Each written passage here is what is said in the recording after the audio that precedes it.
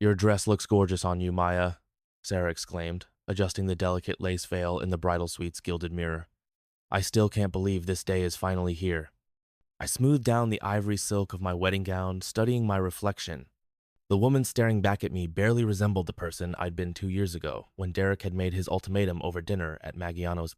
"I'll marry you when you lose 40 pounds, he'd said casually between bites of fettuccine Alfredo, as if commenting on the weather. "You know I love you, babe, but I have certain standards for my wife." The words had hit me like a physical blow, leaving me winded. We'd been dating for 3 years by then, and while he'd always made little comments about my weight, I'd convinced myself they came from a place of concern. "I just want you to be healthy," he'd say. Or, "Those jeans would look amazing on you if you just toned up a bit." But this was different. This was my future happiness being tied to a number on a scale. The memory of that night sparked something unexpected in my chest. Not shame or sadness, but a fierce kind of pride. I turned away from the mirror to face my best friend. "Sarah, can you believe how much has changed since then?" My voice was steady, confident. "Remember how I used to cry on your couch eating Ben & Jerry's?" Sarah rolled her eyes, adjusting her bridesmaid's dress. "God, I wanted to punch Derek in his perfect teeth every time you came over upset. But look at you now." She trailed off as my sister Katie burst into the room, her heels clicking against the hardwood floor. "The guests are all seated." "And Maya," she paused, grinning mischievously, "everything is exactly as planned." My stomach did a little flip of excitement. Derek had no idea what was waiting for him at the end of that aisle. He'd gotten his wish. I had indeed lost 40 pounds. What he didn't know was that I had also gained something far more valuable: self-respect. The journey hadn't started the way I'd expected. The night after Derek's ultimatum, I'd signed up for an expensive gym membership and bought all the latest diet books, determined to become the bride he wanted. But something happened during my first workout session. "I'm Amanda." The trainer had introduced herself, her warm brown eyes taking in my tear-stained face. "Want to tell me what brings you here today?" Before I knew it, I was spilling everything. About Derek, the ultimatum, my years of trying to be good enough. Amanda had listened without judgment, then said something that changed everything. "Sounds like you're ready to make some changes, but are you doing this for him or for yourself?" I'd stared at her, mouth open. In all my years of dieting and self-hatred, I'd never once asked myself that question. That question became my North Star. Amanda didn't just become my trainer, she became my mentor, confidant, and eventually one of my closest friends. Under her guidance, I started approaching health differently. Instead of punishing myself with crash diets and grueling workouts I hated, I learned to cook nutritious meals that I actually enjoyed. I discovered the joy of movement through dance classes and hiking. Derek was thrilled at first, praising every pound I lost. But something else was happening too, something he hadn't bargained for. With every milestone I hit, every small victory I celebrated, I found my voice getting stronger. I started questioning his helpful criticisms. I began setting boundaries. "You don't need that dessert," he'd say at dinner parties, and instead of shrinking with shame, I'd look him in the eye and reply, "Actually, I'm going to enjoy this tiramisu, thanks." The changes weren't just physical anymore, I was transforming from the inside out. Sarah's voice pulled me back to the present. "5 minutes until showtime, are you ready?" I took a deep breath, smoothing my hands over the dress I'd chosen. Not the one Derek had pushed for, but the one that made me feel like a queen. More ready than I've ever been. The truth was, I had lost those 40 pounds and then some, but not in the way Derek had imagined. Training with Amanda had led to me discovering a passion for strength training. My body hadn't become smaller and daintier, as Derek had hoped. Instead, I'd gotten stronger, more powerful. My arms were defined, my legs muscular. "He's going to flip when he sees you," Katie giggled, adjusting my veil one last time. "Oh, he definitely will," I agreed, thinking of the letter in my clutch. The letter had taken me 3 drafts to write, but every word was perfect now. I'd written it last night, sitting in my childhood bedroom, surrounded by old photos and memories. It was short but powerful, just like the journey that had led me here. The wedding coordinator poked her head in. "Ladies, it's time." Sarah and Katie lined up in their burgundy bridesmaid dresses, both fighting back tears for very different reasons than the usual wedding emotion. They knew what was coming. So did Amanda, waiting in the front row of the chapel, and my parents, who'd been nothing but supportive when I'd told them my plan last week. "Maya," my dad said, appearing in the doorway in his tuxedo, "you look radiant." His eyes were knowing, proud. He'd never liked Derek, but he'd waited patiently for me to figure things out for myself. The familiar strains of Canon in D filled the chapel as the doors opened. My heart was steady, my steps sure as Dad and I began our walk down the aisle. I could see Derek at the altar, his perfect smile frozen in place as he took in my appearance. I watched the play of emotions across his face, confusion, then shock, then something close to anger as he registered my athletic frame in the form-fitting dress. This wasn't the delicate, diminutive bride he'd imagined. The muscle definition in my arms was clearly visible, my posture radiating strength and confidence. But I wasn't walking toward him to become his bride. Not anymore. The letter in my clutch would explain everything, how his ultimatum had indeed changed my life, just not in the way he'd intended. How in losing the weight, I'd found myself. And how in finding myself, I'd lost the need for him. Halfway down the aisle, I squeezed my dad's arm, our signal. He kissed my cheek and stepped aside, but instead of continuing toward Derek, I turned to face our gathered friends and family. I want to thank everyone for coming today. My voice rang out clear and strong. But there's not going to be a wedding, at least not the kind you were expecting. Derek's face turned scarlet. "Maya, what are you doing?" he hissed. I pulled the letter from my clutch. 2 years ago, the man standing at this altar told me he'd marry me if I lost 40 pounds. He said he had standards for his wife. Well, I did lose the weight, but in the process, I gained something much more important. I found my worth. The chapel was dead silent. I could feel everyone's eyes on me, but for the first time in my life, that attention didn't make me want to shrink away. "Derek," I continued, turning to face him, "you were right about one thing. I did need to make a change. But the weight I really needed to lose wasn't on my body. It was the weight of your judgment, your conditional love, your constant criticism." He started to step toward me, that familiar, placating smile on his face. "Babe, you're just nervous. Let's talk about this privately." "No," I cut him off. "For once, you're going to listen to me. I lost 40 pounds of body weight, yes. But I also lost the fear of speaking up. I lost the habit of making myself smaller to make you comfortable. I lost the belief that I needed your approval to be worthy of love." Sarah and Katie had moved to stand beside me now, their presence solid and supportive. In the front row, Amanda was beaming. "But this isn't just about what I lost," I continued, my voice growing stronger. "It's about what I gained. I gained strength, not just in my body, but in my spirit. I gained real friends who love me exactly as I am. I gained the courage to stand here today and say, I deserve better than someone who puts conditions on their love." Derek's face had gone from red to white. "You can't do this to me," he sputtered. "Do you know how embarrassing this is?" I smiled, genuinely. "That's exactly the difference between us now, Derek. You're worried about appearances. I'm focused on truth. And the truth is, I'm not here to marry you. I'm here to thank you." A murmur went through the crowd as I handed him the letter. "Your ultimatum did change my life, just not in the way you planned. This letter explains everything. And don't worry about the guests, they're all invited to stay. You see," I turned back to address our friends and family, "today isn't about a wedding anymore. It's about a celebration of self-discovery, of transformation, and of real love, the kind that doesn't come with conditions." I nodded to Katie, who pressed play on her phone. The wedding march faded out, replaced by Lizzo's "Good as Hell." Sarah and Amanda started handing out champagne flutes to the guests, who were beginning to understand what was happening. Tonight, we're having a party. Not to celebrate a marriage, but to celebrate freedom, to celebrate growth, to celebrate choosing ourselves. Derek stood frozen at the altar. The letter crumpled in his fist as people began to rise from their seats. Some were laughing, others were crying, but nearly everyone was smiling. My mom was the first to move, walking straight past Derek to wrap me in a fierce hug. "I'm so proud of you, baby," she whispered in my ear. The dam broke then. Friends and family members streamed forward, forming a circle of love and support around me. Even Derek's sister Jennifer made her way over, giving me a knowing look. "I always hoped you'd realize," she said quietly. "He did the same thing to his college girlfriend. I'm sorry I never warned you." Derek had disappeared, slipped away during the commotion, I assumed. But I was surprised to find I didn't care. The weight of his absence felt like freedom. Amanda pushed through the crowd to reach me, her trainer's whistle still hanging around her neck even with her fancy dress. "Now this," she said, pulling me into a bear hug, "this is what real transformation looks like." The reception hall had been transformed too. Instead of traditional wedding tables, we'd created cozy conversation areas.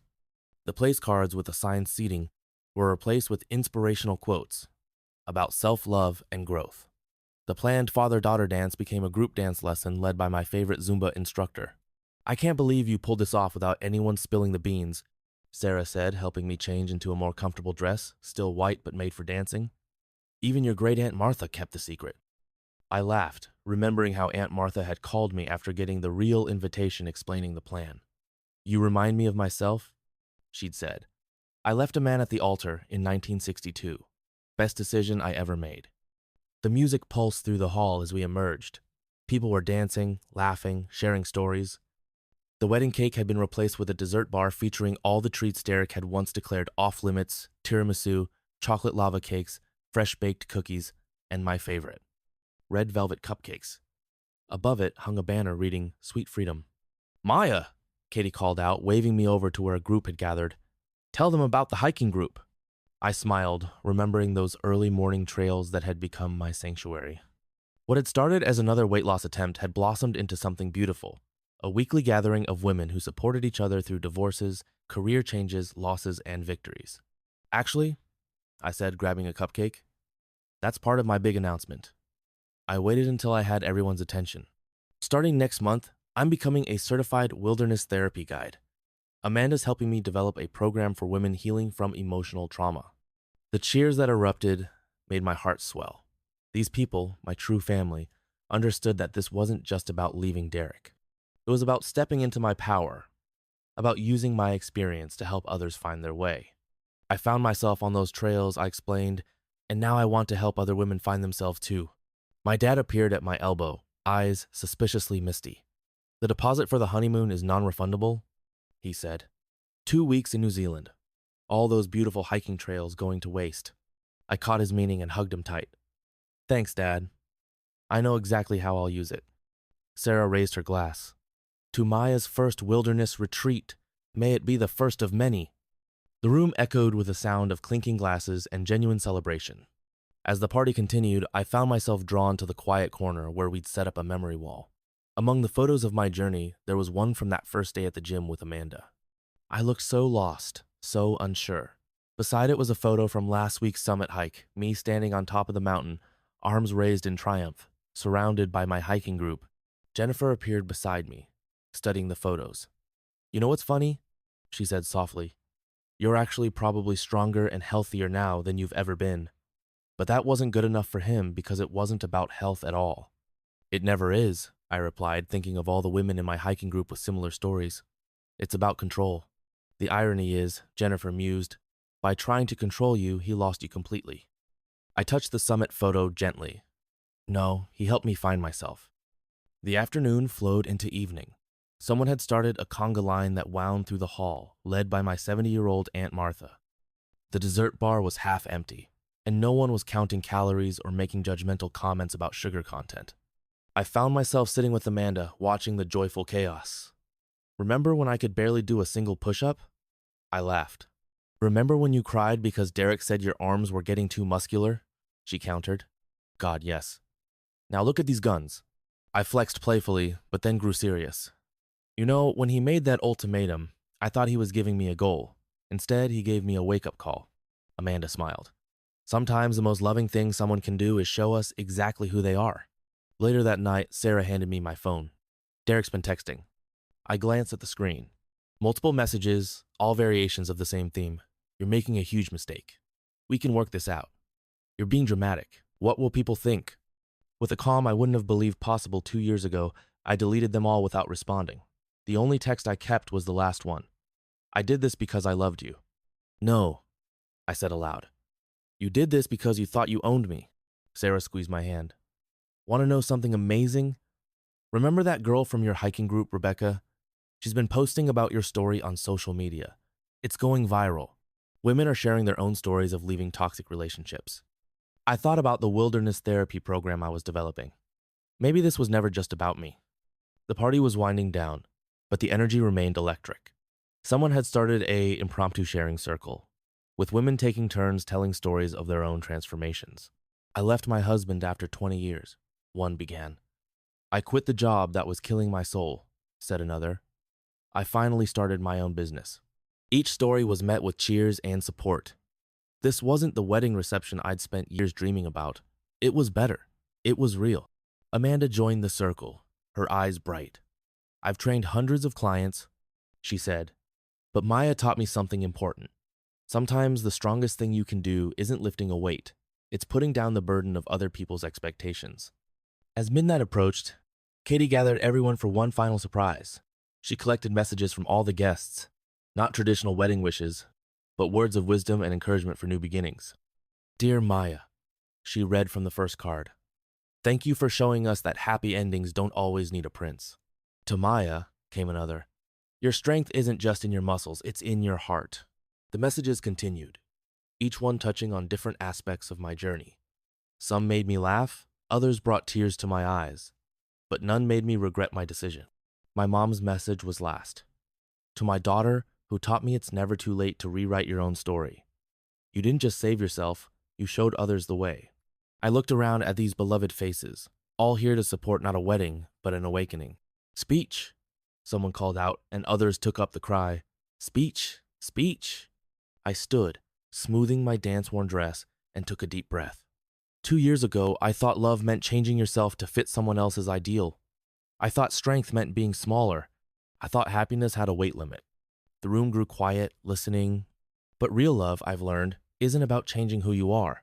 It's about becoming more fully yourself. Real strength isn't about taking up less space. It's about owning the space you occupy. And happiness? Happiness has nothing to do with a number on a scale. It's about being true to yourself, even when that truth makes others uncomfortable. Today wasn't the ending of a fairy tale, I continued. It was the beginning of a real story. My story. And looking around this room, I can see it's part of all of your stories too. I raised my glass. So here's to the weight we lose when we stop carrying other people's expectations. Here's to the strength we find when we stand up for ourselves. Here's to the love that grows when we finally truly learn to love ourselves. The room erupted in cheers. Amanda was wiping away tears. Sarah and Katie were hugging each other. Even the wedding planner, who'd initially been horrified by my last-minute changes, was nodding with a smile. And here's to Derek, I added softly, though only those closest could hear. Thank you for showing me exactly what I didn't want to become. The night ended with a final dance, not to a romantic ballad, but to Shake It Off by Taylor Swift. Everyone joined in, even my grandparents, creating a joyous circle of celebration. As I looked around at these people who'd supported my journey, the hiking group members who'd become sisters, Amanda who'd shown me what real strength meant, my family who'd trusted me to find my way, I felt something settle in my chest. Peace, certainty, pride. The 40 pounds I'd lost had made room for something far more valuable. Self, love, courage, and a community of people who celebrated the real me. Outside, someone had changed the Just Married sign on my car to read, Just Liberated. The next morning, I sat in my apartment, reading through messages from guests. One in particular caught my eye, from Derek's mother, surprisingly. Maya, I watched my son make the same mistakes his father made. I stayed silent too long. Thank you for having the courage I never found. Your actions today ripple further than you know. My phone buzzed with a text from Amanda. Ready for our trail scouting trip next weekend? First wilderness retreat location awaits? I smiled, looking at the hiking boots by my door. They weren't just shoes anymore. They were symbols of how far I'd come. The wedding dress hung nearby, not as a reminder of what might have been, but as a testament to what I'd become. There was one last thing to do. I opened my laptop and began to write, Dear future self, I hope when you read this, you remember this day not as the wedding that wasn't, but as the moment you chose yourself. I hope you're still climbing mountains, both literal and metaphorical. I hope you're still helping other women find their strength. Most of all, I hope you remember that the greatest love story isn't about finding the right person. It's about becoming the right person for yourself. P.S. If you're wondering what happened to Derek, last I heard, he's still looking for someone to fit his standards. But that's no longer my story to tell. My story? It's just beginning. I signed the letter and sealed it in an envelope marked open in 1 year. Outside, the sun was rising. I laced up my hiking boots. Time to hit the trail.